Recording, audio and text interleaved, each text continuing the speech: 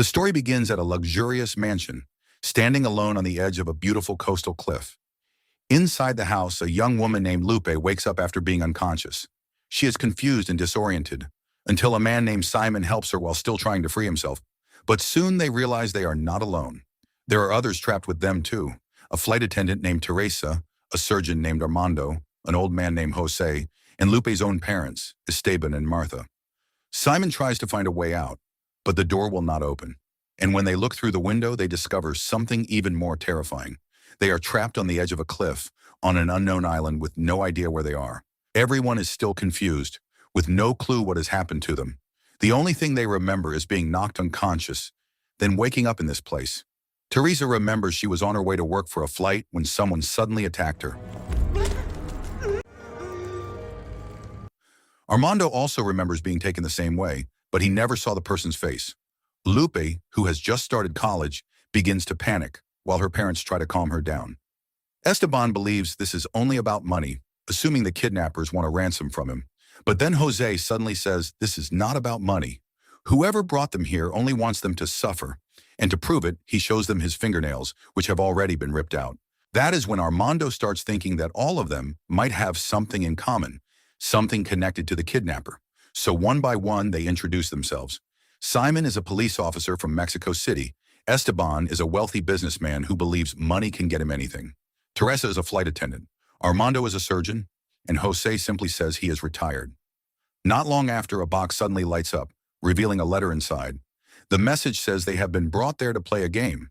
There are only 3 simple rules. First, they must choose one person to die. Second, the person chosen must agree to die. And third, no one is allowed to volunteer themselves. If they refuse to play, they will all be killed. From that moment, they have 60 minutes to decide. So welcome to Death's Roulette.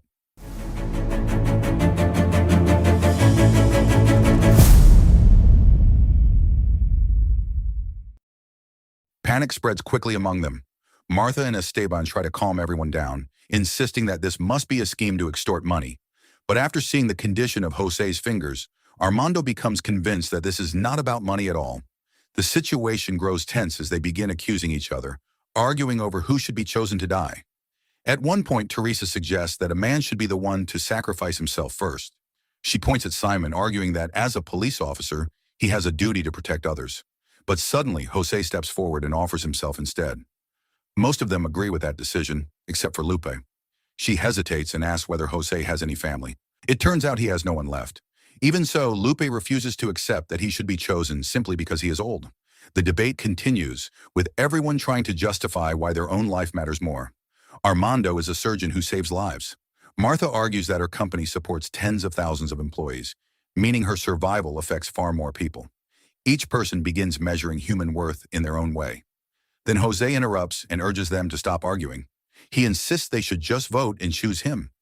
He claims his life has already been filled with hardship and mistakes that cannot be forgiven. When Simon tries to ask what he has done, Jose refuses to explain, suggesting he has been living with guilt all along. And then, without warning, Jose is suddenly shot and killed.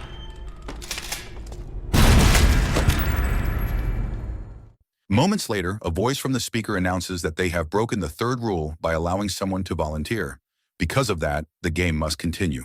Esteban, now desperate, starts offering money, promising millions of dollars in exchange for their freedom.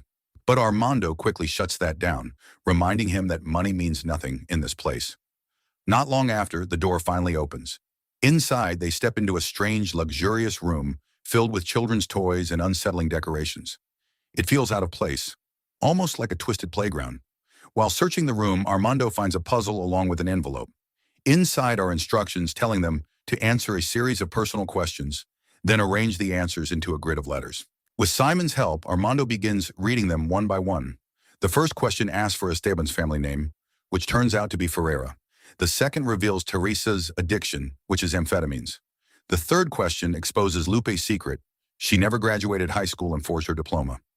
The fourth question digs into Simon's past, revealing that he once betrayed a fellow officer by reporting his corrupt partner, a man named Lorenzo. Then comes a question about Martha's sibling.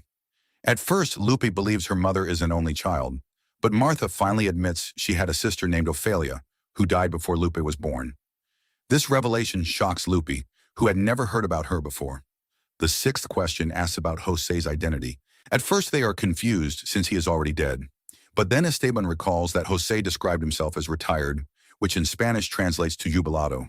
The questions continue, uncovering Teresa's drug supplier, Elfo, and exposing another hidden truth about Armando, a serious illness he has been keeping secret. Even he is shaken by how much the kidnapper knows about him. The final question reveals Esteban's affair with his own secretary, a woman named Alejandra. Once all the answers are placed into the grid, they form a name, Pablo Jaga. But no one recognizes it. Simon then notices something and adjusts one of the letters. The name changes into Pablo Vega. At that moment, Simon realizes who they are dealing with. Pablo Vega is a notorious serial killer who believes he is delivering justice. In the past, Simon and the police tried to catch him, but he always slipped away like a ghost. Pablo targeted judges, politicians, prosecutors, anyone connected to corruption. And he did not just kill them, he tortured them in brutal ways, leaving behind a trail of fear wherever he went. Simon then continues, revealing a dark moment from his past. Years ago, during a night operation to capture Pablo, he and his team broke into a house and saw a shadowy figure. Believing it was Pablo, Simon fired without hesitation, but he later realized he had killed the wrong person. The victim was Pablo's wife. That is when Simon understands why he has been brought here. Pablo has been holding on to that grudge all this time. After Simon confesses his mistake, it becomes clear that he is not the only one with a connection to Pablo. Armando soon realizes he has one too. The name Pablo Vega leads him to remember Patricia Vega, a patient he once treated after a hit-and-run accident. She died on his operating table. Then Teresa suddenly recognizes the name as well. She admits that she was the one who caused the hit-and-run. At the time, she panicked and fled the scene. But she insists that Patricia was still alive when she left, only suffering from broken bones. Later, Teresa returned out of guilt, but Patricia had already been taken to the hospital. From what Teresa learned afterward, Patricia's injuries were not fatal, meaning her death did not come from the accident. That leads her to accuse Armando, suggesting that a mistake during surgery is what actually killed Pablo's mother. Armando, angered by this accusation, immediately turns against Teresa and pushes for her to be chosen as the next sacrifice, blaming her reckless actions and her addiction. But just as the tension rises, a light suddenly turns on, and a recorded testimony begins to play. It is the voice of a nurse who assisted during Patricia's surgery. The recording reveals the truth. Patricia had fractures in both legs and suffered from arrhythmia. During the procedure, Armando inserted an endotracheal tube, but placed it incorrectly.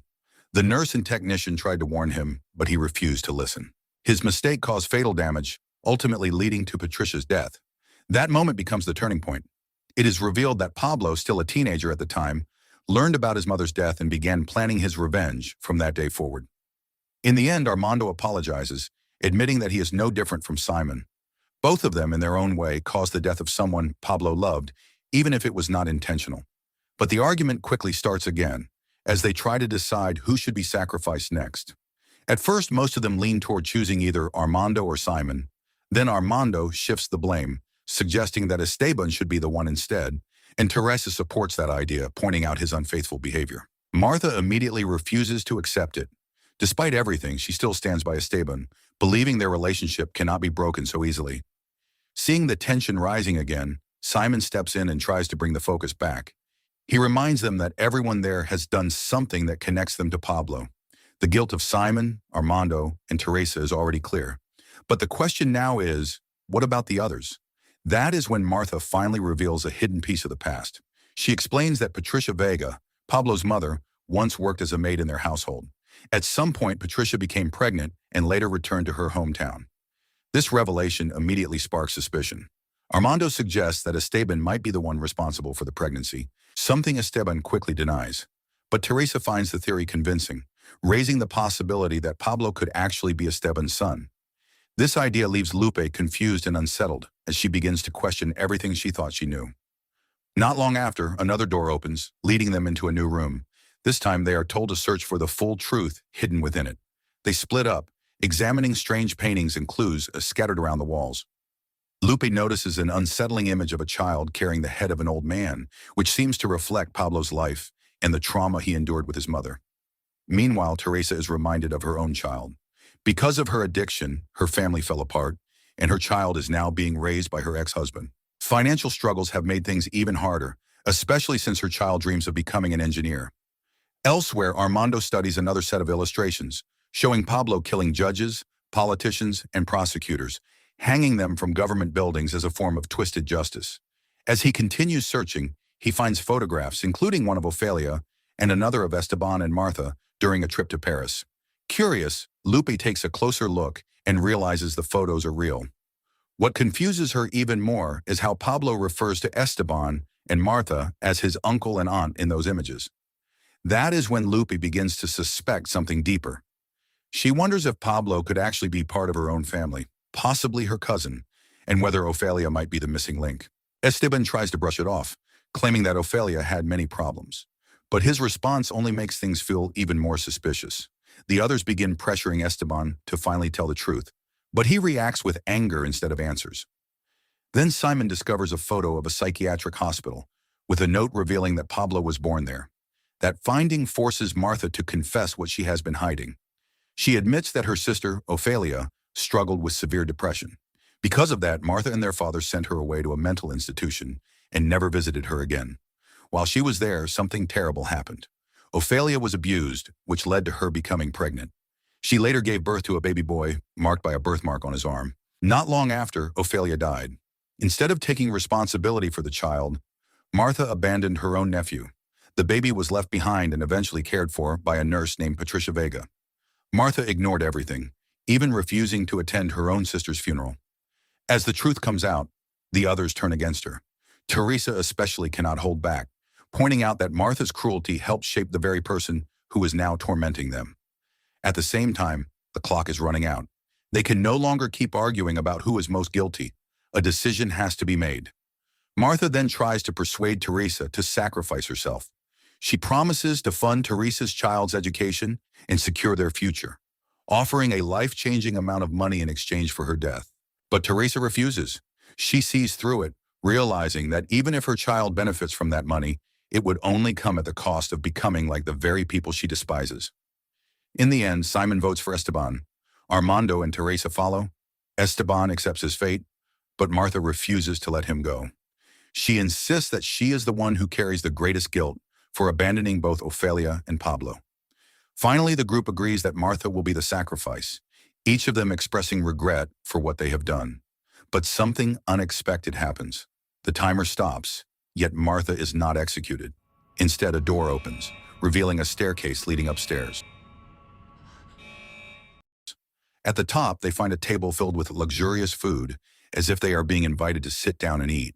The name Pablo Vega was wrong, corrected into Pablo Vega, which leads him to a disturbing realization about the meaning behind it. The truth finally comes out. Jose was not just an old retired man. He was a former psychiatrist who abused Ophelia while she was in the mental institution, the same abuse that led to her pregnancy. That means Pablo Vega is actually Jose's biological son. This revelation shocks everyone, especially Lupe, who had defended Jose earlier without knowing the truth. Not long after, Simon accidentally cuts his hand on a knife while reaching for food. Armando picks it up and notices something written on it, a message telling them to do it themselves. It becomes clear that they are expected to carry out the execution on their own. With only 10 minutes left, they have no choice. Armando prepares to kill Martha, but Esteban steps in to stop him. The situation quickly turns into a violent struggle between the two. In the end, Esteban manages to stab Armando, leaving him critically wounded. Let him go!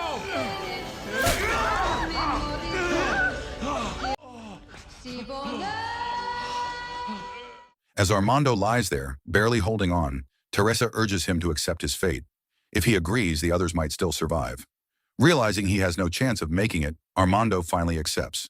The group votes and Esteban carries out the final act, killing him. Push it through.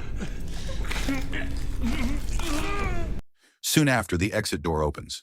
Simon removes the knife, and Teresa quietly expresses regret over what has just happened. With no time to waste, they all rush to find a way out. Behind them, Armando's body is approached by the same armed figures who have been watching over the game. Once outside, they finally breathe fresh air again. But instead of freedom, they find themselves trapped in a massive labyrinth that stretches endlessly in every direction. Esteban decides they should split up, hoping it will increase their chances of escape. Meanwhile, the mysterious enforcers prepare to hunt them down. Gunshots echo through the maze, triggering panic. Oh shit! Teresa runs off on her own, leaving Simon momentarily unsure of what to do. As she searches for a way out, she finds a staircase and climbs it, only to see nothing but forest and ocean surrounding her. Her withdrawal begins to kick in, and she tries to take her medication. But in the process, she drops it. She nearly gets caught, but somehow manages to stay hidden, at least for the moment.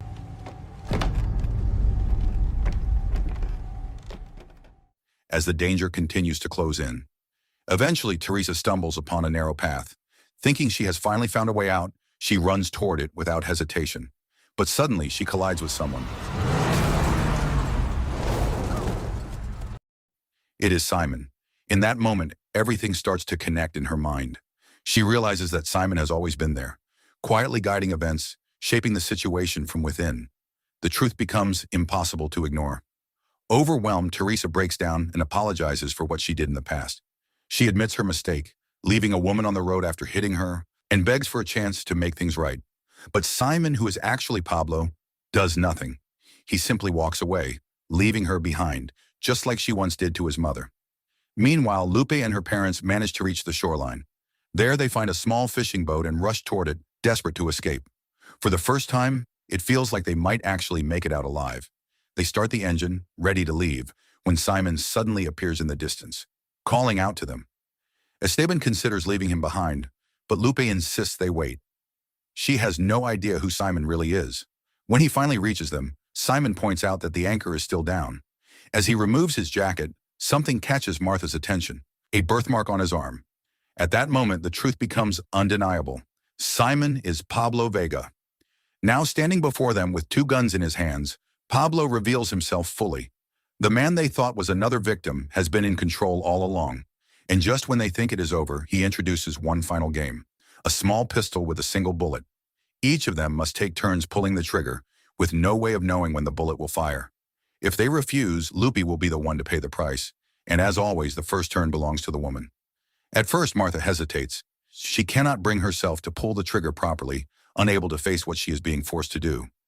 Seeing this, Pablo shifts the focus and begins exposing a much darker truth.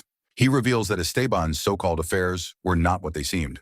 The woman named Alejandra was not just a secretary. She was actually one of Lupe's school friends, and she was not the only one. There were others too, girls from the same circle, all connected in the same disturbing way. What was once dismissed as infidelity is revealed to be something far worse. The truth hits Lupe hard. She breaks down, realizing that she herself had been one of his victims all along. The man responsible is not a stranger, but her own father. Even then, Martha continues to defend Esteban, desperately trying to justify his actions and protect him. When she cannot go through with the game, the gun is passed to Esteban. Without hesitation, he pulls the trigger. But nothing happens. The chamber is empty. That moment exposes everything about him. His willingness to act without remorse only confirms what Pablo has been trying to show all along. Not long after, the armed enforcers arrive, but to everyone's surprise, Lupe orders them to stand down. It is then revealed that she has been part of this plan from the very beginning. Through tears, she finally releases everything she has kept buried for years. She speaks about the abuse she suffered as a child, how Esteban repeatedly hurt her, and how she was forced to live with that trauma in silence. What makes it even worse is that Martha knew. She chose to ignore it, pretending nothing was wrong, allowing the cycle to continue. Now all that pain comes to the surface. Esteban stands there in silence, overwhelmed by shame and regret. But it is too late for redemption. Lupe cannot bring herself to end his life, so Pablo steps in and finishes it. At the same time, Martha is subjected to the same kind of suffering that Ophelia once endured, a cruel reflection of the past she tried to forget. In the end, the bodies are buried within the grounds. The story closes with Pablo and Lupe watching the sunset together, as if finally letting go of the pain that shaped their lives. So the moral of the story is, if your life choices are messy enough to need a full group confession game on a random island, maybe it is time to rethink everything before someone turns it into a deadly board game.